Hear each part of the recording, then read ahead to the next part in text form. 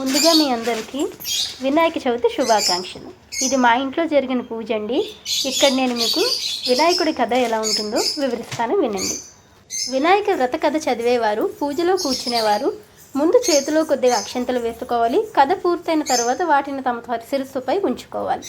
పూర్వం చంద్రవంశానికి చెందిన ధర్మరాజు దాయాదులతో మాయాజూదం వల్ల రాజ్యాన్ని పోగొట్టుకొని భార్యా సోదరులతో వనవాసం చేస్తూ ఒకనాడు నైమిషారణ్యానికి చేరుకున్నాడు. అక్కడ శౌనకాది ఋషులకు అనేక పురాణ రహస్యాలను బోధిస్తున్న సూత మహామునిని దర్శించి తనకు తిరిగి రాజ్యం పొందే మార్గం, వ్రతం ఏదైనా ఉంటే చెప్పమని ధర్మరాజు వేడుకున్నాడు. అంతటా ఆ సూత మహర్షి సకల శుభాలను ఒసిగి వినాయక చవితి వ్రతం గురించి వివరించారు. విఘ్నేశ్వరోత్పత్తి, చంద్రదర్శనం దోషకారణం, శాపమోక్షం గురించి ఆ మహాముని ఇలా చెప్పసాగాను. గజాసురుడనే రాక్షసుడు తన తపస్సుచే పరమేశ్వరుని మెప్పించి తనని ఎవరూ వధించజాలని శక్తిని ప్రసాదించమని కోరాడు. ఆపై శివుడు తన ఉదరమునందే నివసించాలని కోరడంతో అందుకు శివుడు అతడి క్షుక్షియందు బందీ అయినాడు. దీంతో అతడు ఆజేయుడైనాడు. తన భర్తకు కలిగిన ఈ స్థితి పార్వతీదేవికి చాలా దుఃఖితురాలైంది. దీంతో జగన్మాత వైకుంఠానికి వెళ్ళి విష్ణువును తన భర్తను విడిపించు ఉపాయం చెప్పమని కోరింది. విష్ణువు గంగిరెద్దుల వేషం ధరించి నందీశ్వరుని గంగిరెద్దుగా వెంట తీసుకుని వెళ్ళినాడు. గంగిరెద్దును ఆడించి గజాసురుని మెప్పించాడు. ఈ ఆనందంలో ఏమి కావాలో కోరుకో అని గజాసురుడు అడగా, అదే సమయం కోసం ఎదురు చూస్తున్న శ్రీమన్నారాయణుడు నీ ఉదరమందున్న శివుడిని తమ వశం చేయమని అడిగాడు. తనకు అంత్యకాలము దాపురించినదని గుర్తించిన రాక్షసుడి ఆడిన మాట తప్పకుండా కుక్షియందున్న శివుని ఉద్దేశించి, ప్రభు, శ్రీహరి ప్రభావంతో నా జీవితం ముగిచున్నది. ప్రాణం విడిచిన తర్వాత నా శిరస్సు త్రిలోక పూజితమగునట్లు నా చర్మమును నిరంతరము నీవు ధరించినట్లు అనుగ్రహించవలసిందిగా అని ప్రార్థించి తన శరీరమును నందీశ్వరుని వశము చేశాడు. నందీశ్వరుడు ఉదరమును చీల్చి శివునికి విముక్తి కలిగించాడు. శివుడు గజాసురుని శిరస్సు, చర్మం తీసుకొని స్వస్థానోన్ముఖుడైనాడు. తన భక్తుడైన గజాసురుని కోరిక మేరకు అతడి ఉదరంలో ఉన్న పరమేశ్వరుని శ్రీ మహావిష్ణువు విముక్తి కల్పించడంతో భర్త రాకకు పార్వతి కైలాసంలో ఎదురు చూస్తోంది. శివుడి కోసం ఎదురు చూస్తూ స్నానానికి సిద్ధమైంది. స్నానానికి వెళ్తూ దేహానికి నలుగు పిండిని అద్దుకుంది. పరధ్యానంలో ఆ పిండితోనే ఓ ప్రతిమను తయారు చేసింది. చూడముచ్చుటైన ఆ బాలుడికి తండ్రి ఉపదేశించిన మంత్ర సాయంతో పార్వతి ప్రాణ ప్రతిష్ఠ చేసింది.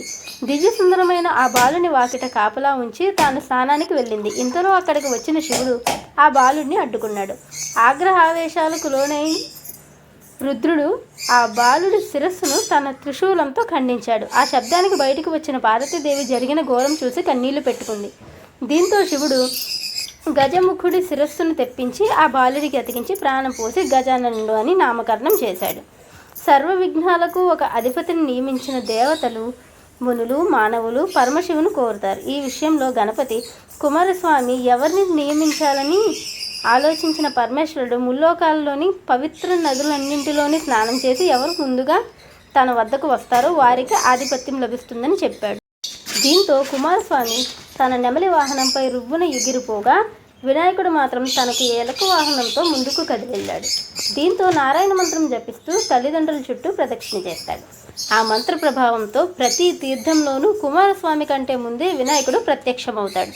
ఆ విధంగా 3 కోట్ల నదుల్లో వినాయకుడే ముందుగా స్నానమాచరించడం చూసిన కుమారస్వామి కైలాసానికి వెళ్ళి మహిమాన్వితుడైన అన్నగారికే ఆధిపత్యం ఇవ్వమని తండ్రిని కోరుతాడు. ఆ విధంగా వినాయకుడు విఘ్నాలకు అధిపతి అవుతాడు.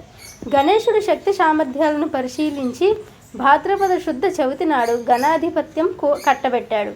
ఆ రోజున తనకు భక్తితో సమర్పించిన ఉండ్రాళ్ళు, కుడుములు, పిండి వంటలు, పండ్లను సృష్టిగా తిన్న వినాయకుడు నడవటానికి ఇబ్బంది పడుతూ కైలాసం చేరుకున్నాడు.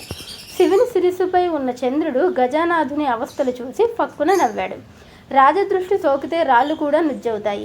విఘ్ననాథుని ఉదరం పగిలి అందులోని ఉండ్రాళ్ళు, కుడుములు బయటకు వచ్చి అచేతనుడయ్యాడు. దీంతో ఆగ్రహించిన పార్వతీదేవి, పాపాత్ముడా, నీ దృష్టి సోకి నా కుమారుడు అచేతనంగా పడి ఉన్నాడు. కాబట్టి నిన్ను చూసిన వారు పాపాత్ములై నీలాప నిందులు పొందుదురుగాక అని శపించింది. పార్వతీదేవి చంద్రుని శపించిన సమయంలో సప్త ఋషులు భార్యలతో కలిసి యజ్ఞం చేస్తూ అగ్నిదేవునికి ప్రదక్షిణం చేస్తున్నారు. అగ్నిదేవుడి వృషపత్నుల మీద మోహం కలిగింది. కోరిక తీరాక శపిస్తారేమో అనే భయంతో అగ్ని క్షీణింపసాగాడు. భర్త కోరిక తెలుసుకున్న స్వాహాదేవి ఋషిపత్నుల రూపంలో అగ్నిదేవుణ్ణి చేరింది. అగ్నిదేవునితో ఉన్నది తమ భార్యలేనని భ్రమపడి సప్త ఋషులు వారిని విడిచిపెట్టారు. శాపగ్రస్తుడైన చంద్రుణ్ణి చూడటం వలనే ఋషుల భార్యలు నీలాప నిందలకు గురయ్యారని దేవతలు గ్రహించారు. వీరందరూ బ్రహ్మదేవునితో కలిసి కైలాసానికి వెళ్ళారు. మరణించిన విఘ్నేశ్వరుడి బ్రహ్మదేవుడు తిరిగి బతికించాడు. తర్వాత పార్వతీదేవితో, అమ్మ, నీవు చంద్రునికి ఇచ్చిన శాపం వలన ఆపద కలిగింది, కావున శాపాన్ని ఉపసంహరించుకో అని కోరాడు. అప్పుడు పార్వతీదేవి, ఏ రోజున చంద్రుడు విఘ్నేశ్వరుని చూసి నవ్వాడో ఆ రోజు చంద్రుడిని చూడకూడదు అని శాపాన్ని సవరించింది. ఆ రోజు నుంచి అందరూ భాద్రపద శుద్ధ చవితి నాడు చంద్రుని చూడకుండా జాగ్రత్తగా ఉండి సుఖంగా ఉన్నారు. ఇలా కొంతకాలం గడిచింది. ద్వాపర యుగంలో ద్వారకలో నివాసం ఉన్న శ్రీకృష్ణుడి ఓ నారద మహర్షి కలిశాడు. కాసేపు పిచ్చాపాటి మాట్లాడాక, స్వామి, ఈరోజు వినాయక చవితి, పార్వతీ శాపం కారణంగా చంద్రుని చూడకూడదు, నేను వెళ్తాను అని కృష్ణుడికి చెప్పి నారదుడు వెళ్ళిపోయాడు. ఆ రోజు రాత్రి ఎవ్వరూ చంద్రుడిని చూడకూడదని పట్టణంలో శ్రీకృష్ణుడు చాటింపు వేయించాడు. శ్రీకృష్ణుడికి పాలంటే ఇష్టం. ఆ రోజు రాత్రి శ్రీకృష్ణుడు ఆవు పాలను తాగుతుండగా పాత్రలోని పాలలో చవితి చంద్రుడి ప్రతిబింబాన్ని చూశాడు. దాంతో తనకెలాంటి అపనింద వస్తుందో అని చింతించాడు. కొన్ని రోజులు గడిచాయి.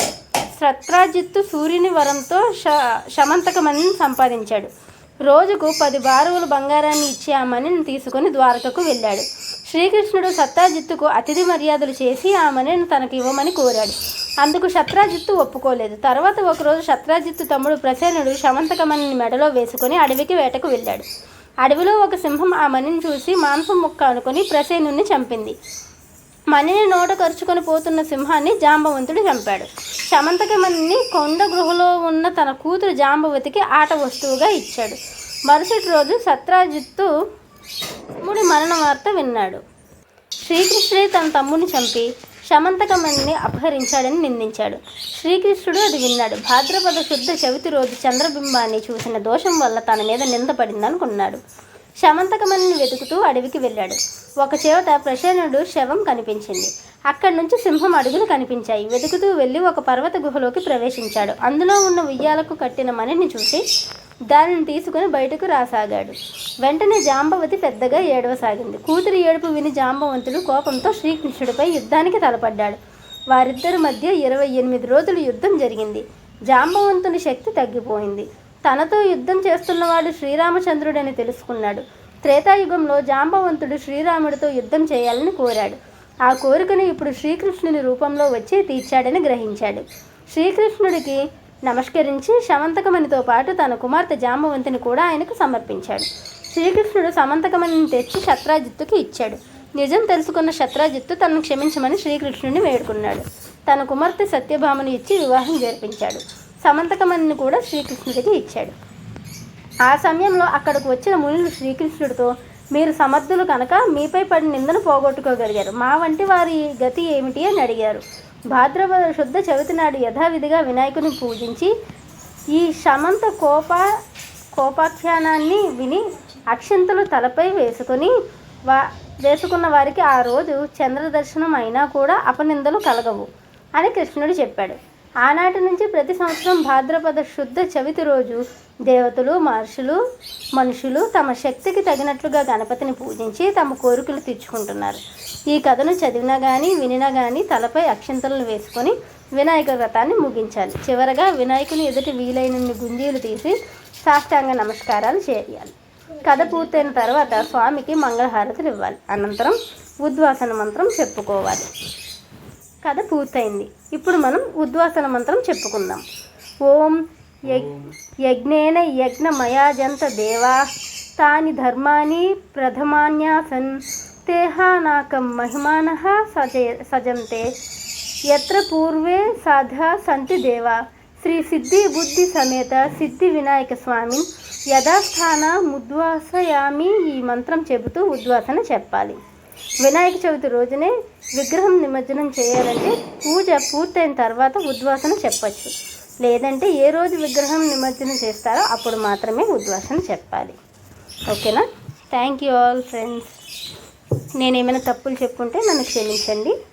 కథ విని అందరూ అక్షంతలు తలపైన వేసుకోవడం మర్చిపోకండి.